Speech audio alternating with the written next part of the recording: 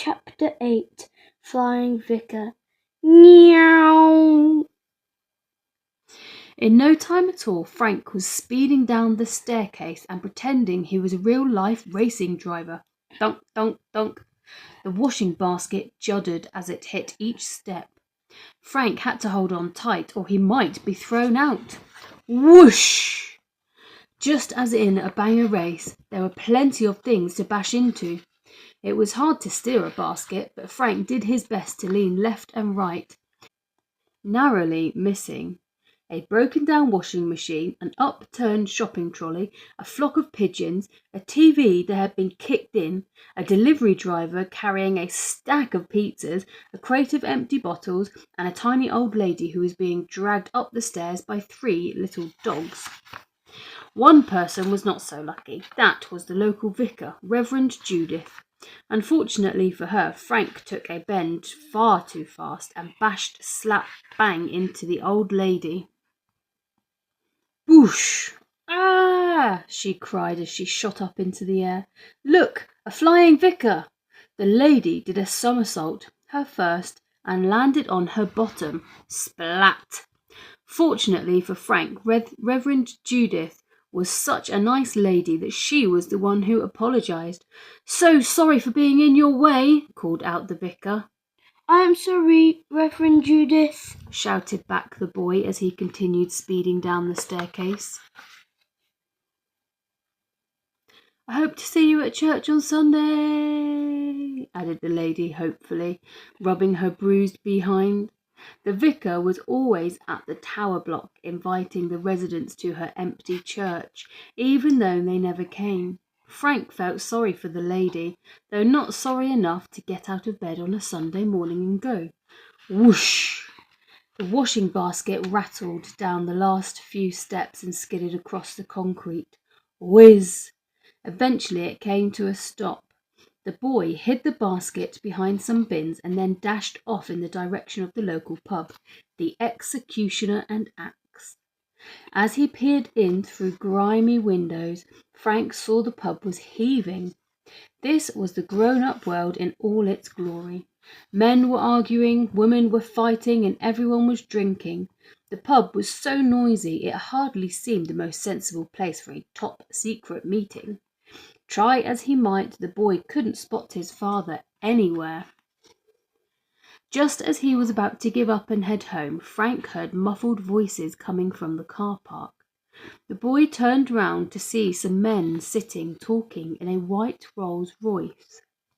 The Rolls-Royce stuck out, not just from its bay because of its size, but also because it was the kind of expensive car you never ever saw on an estate like this. The boy couldn't make out the men too clearly as the car was full of cigar smoke. Frank edged his way round the other parked cars to get a little closer. He could see the outline of his dad sitting in the driving seat. But who were the other men? And what was he doing in this hugely expensive car? To try to hear what was being said, Frank climbed up onto the roof of the plumber's van parked next to the Rolls-Royce. But all he could hear was the occasional word. It sounded like the men were talking quietly, so as not to be overheard. The boy had come so far, he wasn't going to give up now. So, as delicately as he could, Frank stepped from the top of the van onto the roof of the Rolls-Royce. He lay down on top of the car so he could hear what was being said.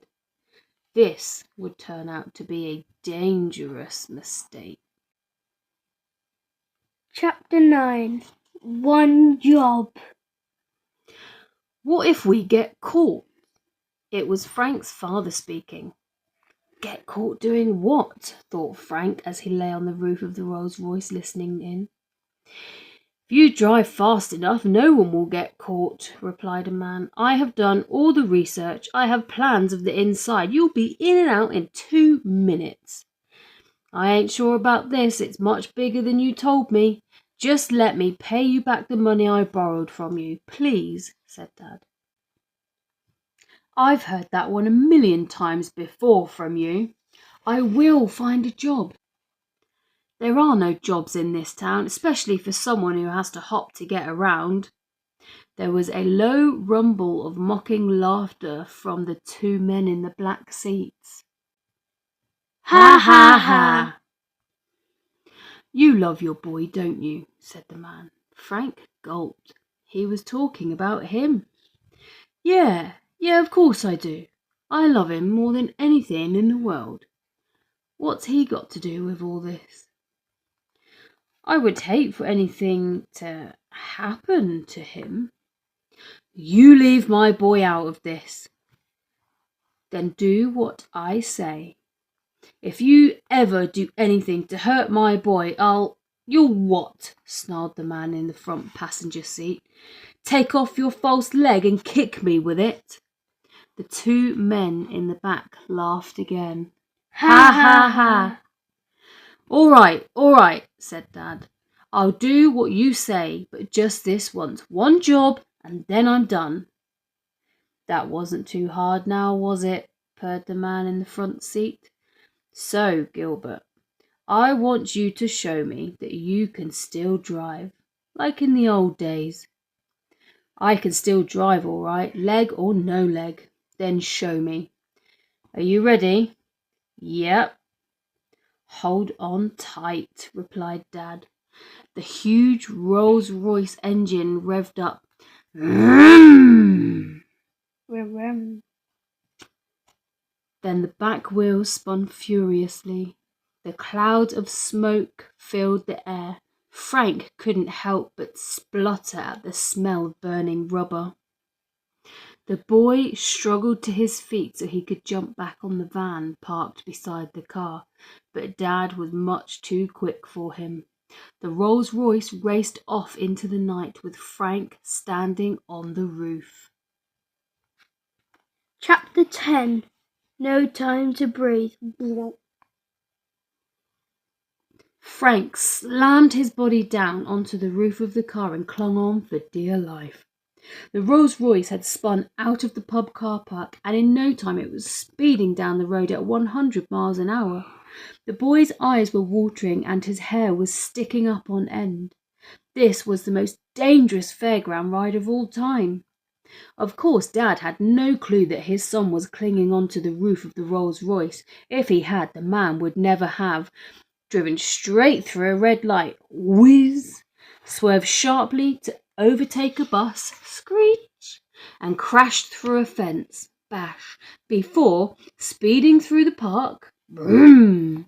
The Rolls-Royce bobbed up and down on the grass, boom, boom, boom. The boy was bounced into the air, his body thumping up and down on the roof, thud, thud, thud, oof, oof, oof. Just as he dared to open his eyes again, Frank saw that they were heading straight for another fence on the far side of the park. Kaboom! Planks of wood exploded into the air. A large chunk whizzed past the top of Frank's head. Everything was happening so fast that there was no time to breathe. The car was heading straight towards an alleyway, which was much more narrower than the car itself. If Dad didn't put on the brakes now, it looked like the Rolls-Royce would smash slap bang into a brick wall.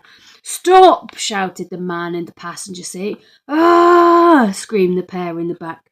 Instead, the car's engine revved and sped up. "No!" came shouts from inside. Frank couldn't take it any more. The boy had to close his eyes. Chapter 11. 2 wheels are better than 4. On one side of the alleyway was a pile of planks of wood. The Rolls-Royce turned sharply, and the wheels on the left side mounted the planks, and it vaulted onto 2 wheels. Frank opened his eyes again as he found himself sliding down the side of the roof. His fingers desperately clawed to get a grip. Still on 2 wheels, the car just made it through the narrow alleyway. "Whiz! You're squashing me!" came a shout from inside the car. Bursting out of the other side of the alley, Dad turned the steering wheel sharply, and the car bounced back down to 4 wheels. Boink! Just as Frank breathed a sigh of relief, a siren blared. "Nina, Nina." Blue shadows flashed on the buildings around them. The boy looked over his shoulder. A police car was chasing after them. Dad put his foot down on the accelerator and the Rolls Royce whizzed off the wrong way down a main road. Frank couldn't believe his eyes. The car was weaving in and out of traffic, coming straight at them. Lorries and cars swerved as Dad managed to twist and turn just in time. It was thrilling and terrifying all at once. Up ahead, a wall of flashing blue light was travelling rapidly towards them. For a moment, Frank struggled to work out what it was. He squinted. It was the police. A line of police cars was travelling towards them at speed. They were driving in formation, blocking out the whole road. There was no way round them. There was no way under them. There was no way through them. They were trapped. Dad was a champion race driver, but surely even he could not win this time. Frank breathed a sigh of relief. This horrifying ordeal was over. He was going to see his 12th birthday after all. However, instead of slowing down, Dad sped up. Between the Rolls Royce and the wall of police cars was a huge lorry. The lorry's trailer was one that transported cars, though right now it was empty. The lorry driver must have panicked at seeing this car speeding straight towards him. As the vehicle spun round dramatically in the middle of the road, screech, and came to a halt, Dad seized his chance and sped towards the back of the lorry. The ramp for loading cars was down. The Rolls Royce powered on, straight at it. It hit the ramp and raced up it. When it reached the top, the Rolls Royce took off and flew through the air. Whiz! The boy could feel his heart beating in his chest. Boom, boom, boom. It was beating so hard it felt as if it was going to burst out of him. Time slowed down and sped up all at once. Frank was flying. He wanted it to end right now. He never wanted it to end. The Rolls Royce soared over the line of police cars, just clipping the roof of one with a back tire on the way down. Crunch! Before it crash landed on the road behind the wall of cars with a huge bump. Frank thought he was going to be hurled into the air as the car bounced down the road like a football. Boom, boom, boom. The boy just managed to grip onto the roof of the Rolls Royce. In no time, the car righted itself and sped off down the road. Frank looked over his shoulder to see the chaos his father had caused. The policemen were struggling to turn their cars round, but as they had stopped in tight formation, they had blocked themselves in. The police cars bashed into each other as they attempted to give chase. Bash, crash, crunch. Despite nearly dying 100 times, the boy couldn't help but smile. His hero of a dad had done it again. Chapter 12. Hurl. With Frank still clinging to the roof, the Rolls Royce raced back into the pub car park. Dad must have been in a triumphant mood after his daring jump over the police cars as he spun the car round backwards into its original parking space, missing the neighbouring vehicles by a centimetre. Screech! The Rolls Royce came to such an abrupt halt that Frank couldn't hold on any longer. The force of the stop meant that the boy was instantly catapulted from the roof of the car. Whoosh! He soared through the air as if he'd been shot out of a cannon, and he landed in a bush. Oof! Rustle. Fortunately, the bush cushioned his fall and no bones were broken. Although Frank was dazed, he instantly picked himself up and hurried off to find somewhere safe to hide.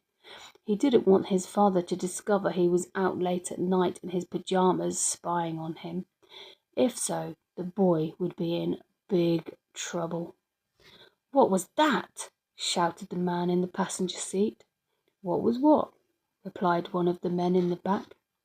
"There must have been someone on the roof of my motor. After them!" shouted the first man. The two men in the back stumbled out of the car. One was tall and wiry. The other was big and bulky. Frank watched from his hiding place behind a bin in the pub car park.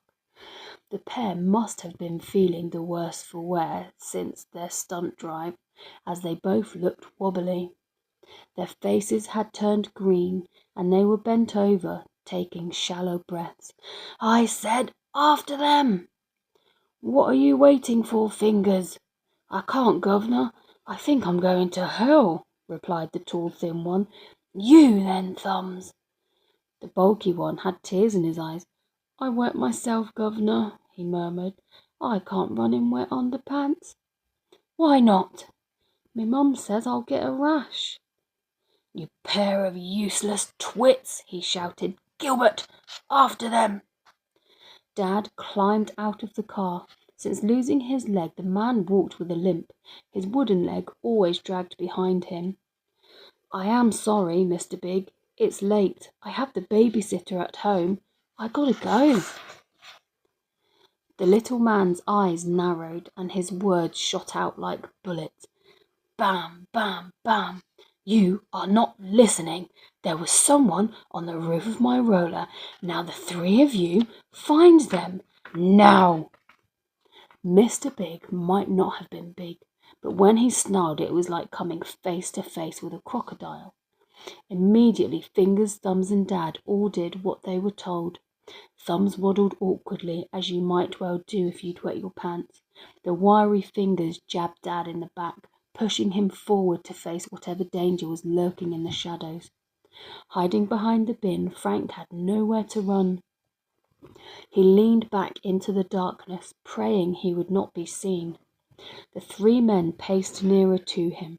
Fingers searched the bushes, skimming the branches with his long, thin digit. Meanwhile, Thumbs was huffing and puffing, getting down on his knees to look under all the cars. "Nothing here, governor," called out Thumbs. "Nor here, governor," added Fingers. Dad was now so near Frank that the boy could hear his father's breathing. The man peered behind the bin. Squatting there was his own son, looking guilty and scared and shaken by the ride. "Is anyone there?" shouted Mr. Big. "No, no one," replied Dad, staring his son straight in the eye. "No one at all." Dad shook his head slightly. The boy took this as a signal to stay as still and quiet as he possibly could. If he moved a muscle, they would both be in deep trouble. "It must have been a big bird, Mr. Big," said Dad. "Ruddy big bird," muttered the little man. "Now we have to get out of here before the fuzz starts sniffing round. Fingers, get the Rolls-Royce resprayed and change the number plates in case they trace it." "Yes, governor." "Thumbs, you can drive now." "Thank you, boss," replied the bulky one. "I want to get home in one piece. Now pile in, all of you." Dad paced back to the car with his head down, no doubt nervous about giving something away. "What's going on with you?" hissed Mr. Big. The crime boss was as sharp as a knife. Nothing got past him. "Nothing. I can trust you, can't I?" "Yes, sir, absolutely." "Good. I would hate any harm to come to that boy of yours. Now get in." From his hiding place, Frank heard the doors to the Rolls-Royce shut. Clunk. The car sped off into the night.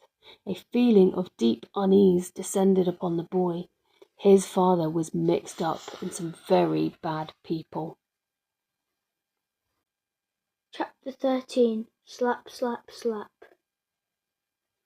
Frank ran all the way back to his flat. He crouched down at the front door and looked through the letterbox. It was dark, but he could hear Aunt Flip snoring loudly.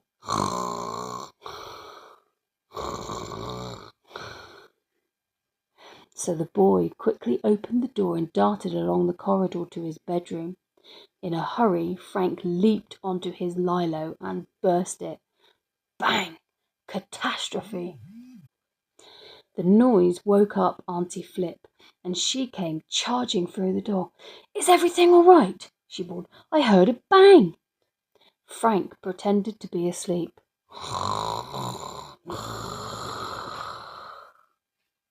That did not deter Auntie Flip. The lady shouted again, this time right in his ear. Frankie! Still, the boy kept his eyes closed. Now the woman began patting him on the cheeks a bit too hard for Frank to keep pretending to be asleep. Pat, pat, pat. Now the pats became slaps. Slap, slap, slap. Just then, Dad entered through the front door and called out, Sorry I'm so late, Auntie Flip. That's all right, the boy heard her say. Frank's been sleeping like a baby all night.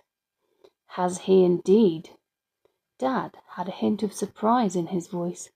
Oh yes, he's been no trouble at all. Thank you. I will need you to babysit on Saturday, please. It would be a pleasure, Gilbert. I will see you then. Thank you, Auntie Flip. Good night. Frank heard the door close, but kept pretending to be asleep. Dad was not fooled. He'd seen his son moments ago hiding behind a bin. Now they had some serious talking to do. Chapter 14. Promise. What on earth did you think you were doing? Demanded Dad as he kneeled on his son's bedroom floor. What on earth do you think you were doing? Replied Frank. Dad did not look pleased that his question had been met by a question, and he stood his ground. I asked first, said the man. The boy gulped. He always gulped when he was about to tell a lie. I couldn't sleep, so I just popped out to get some fresh air. Dad shook his head. Nice try, mate. Frank had been busted. He had to confess. All right, Dad. I did follow you, but only because I was worried about you. Worried about me? I was worried about you. Hanging onto the roof of a speeding car. Are you nuts? It wasn't moving when I climbed onto it, reasoned the boy. That just made Dad angrier. You could have got killed. This took a moment to sink in. Frank sighed and replied, I know, Dad, it was stupid of me, but by the sound of it, you are about to do something stupid too. The man paused. He couldn't be sure how much his son had heard. It's not what you think it is. I think it's something bad. It's just driving. It can't be just driving. They are bad people. Please, Dad, don't do it. Now the man had tears in his eyes. I am trying, okay, mate, I'm trying to do the best for you. The boy shook his head. Dad, whatever it is, I don't want you to do it. But it's just one job, that's all. One job. Then I'll pay off my debts and still have a bit of money left over for us. But, Dad... Please, mate. I know what I'm doing. You saw how I drove tonight. I have my eyes closed through a lot of it. Well, I can still drive just like the old days. I know, but whatever it is they want you to do, please don't. Please don't. I don't want you to go to prison or get killed. The accident was bad enough. I'm scared, Dad. Really scared. Frank wrapped his arms around his father's neck and pressed his head into his chest. He couldn't help but sob. The sobbing went from son to father in no time. Tears ran down the man's face. He was in a terrible situation.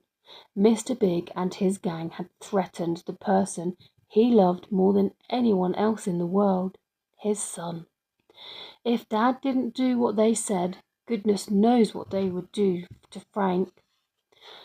Come on, mate, don't cry, said Dad as he gently stroked his son's hair like he did since Frank was a baby. You've always been my hero, Dad. Please, please, I beg you, don't do it. The boy lifted his chin and looked into his father's eyes. The man couldn't bear seeing his son like this. Well, if that is how you feel, then I won't do it. Really? Asked Frank. Really, replied Dad. A smile crept across the boy's face. Promise. Promise, replied Dad. I'll find another way to pay off the money. You can always sell my Lilo, Dad, offered the boy. I don't mind sleeping on the floor. Somehow this made Dad even sadder than before. You're such a sweet boy, replied the man, his eyes glistening with tears. Now give us a huggle and go to sleep. They wrapped their arms around each other. Okay, Dad, I will, said the boy. Good lad. With that, Dad got up and turned to go. His son called after him. Dad? Yep. Whatever happens, you'll always be my hero. The man said nothing and closed the bedroom door behind him.